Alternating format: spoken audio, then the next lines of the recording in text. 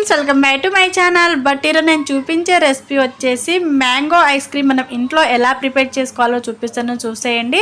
So ఇప్పుడు summer కాబట్టి, mango season కాబట్టి చాలా ఎక్కువ మ్యాంగోస్ అయితే ఉంటాయి. మనకు చాలా సింపుల్గా చేసేసుకోవచ్చు, చాలా టేస్టీగా ఉంటుంది. సో తప్పకుండా ట్రై చేసి మీ ఫీడ్బ్యాక్ మాత్రం తప్పకుండా కామెంట్ చేయండి. ఫస్ట్ ఈ మ్యాంగో ఐస్ క్రీమ్ చేసుకోవడానికైతే నేను ఒక పెద్ద సైజులో 2 మ్యాంగోలు అయితే తీసేసుకున్నానండి. సో చాలా పండిపోయిన మ్యాంగోస్ అయితే ఉండాలి. సో మ్యాంగో తీసేసుకున్న తర్వాత మంచిగా వాష్ చేసుకొని దానిపైన ఉన్న పొట్టు అంతా క్లీన్ చేసుకోవాలి. సో పొట్టు అంతా క్లీన్ చేసుకొని చిన్న చిన్న ముక్కల్లా కట్ చేసుకోవాలి. సో చాలా చిన్నగా చేసుకున్న పర్వాలేదు, కొంచెం మిడిల్ సైజులో చేసుకున్న పర్వాలేదండి.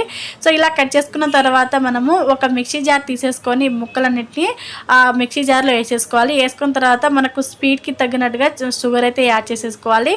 మీకు ఒకవేళ మ్యాంగో చాలా స్పీడ్గా ఉంటే కొంచెమే షుగర్ వేసేసుకోండి. సో షుగర్ వేసుకున్న తర్వాత షుగర్ని అలాగే మ్యాంగో ముక్కల్ని మంచిగా మిక్సీ పట్టేసుకోవాలి. సో మిక్సీ పట్టుకున్న తర్వాత మనము దీంట్లోనే ఫ్రెష్ క్రీమ్ అండి. సో నేను అమ్లు ఫ్రెష్ క్రీమ్ అయితే వేస్తున్నాను. సో ఇది వేసేసుకొని మనము మరోసారి మిక్సీ పట్టుకోవాలి, గ్రైండ్ చేసేసుకోవాలి.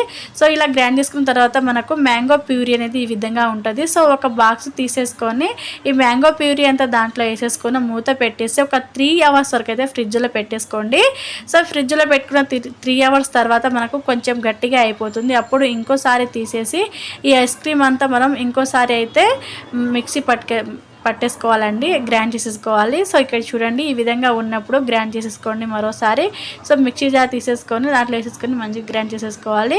సో ఇలా గ్రైండ్ చేసుకోవడం వల్ల 2 టైమ్స్ మనకు చాలా స్మూత్నెస్గా చాలా బాగుంటుంది ఐస్ క్రీమ్ అనేది. తినేటప్పుడు పిల్లలు కానీ పెద్దలు కానీ చాలా ఇష్టంగా తింటారండి. సో ఇలా మిక్సీ చేసుకున్న తర్వాత అదే బాక్స్లో ఒక కింద అడగబాగాన ఒక లేయర్లా వేసేసుకొని పైనుంచి డ్రై ఫ్రూట్స్ కానీ అలాగే చిన్న ముక్కలుగా కట్ చేసుకున్న మ్యాంగో ముక్కలు కానీ ఒకసారి అయితే సర్వ్ చేసేసుకోండి.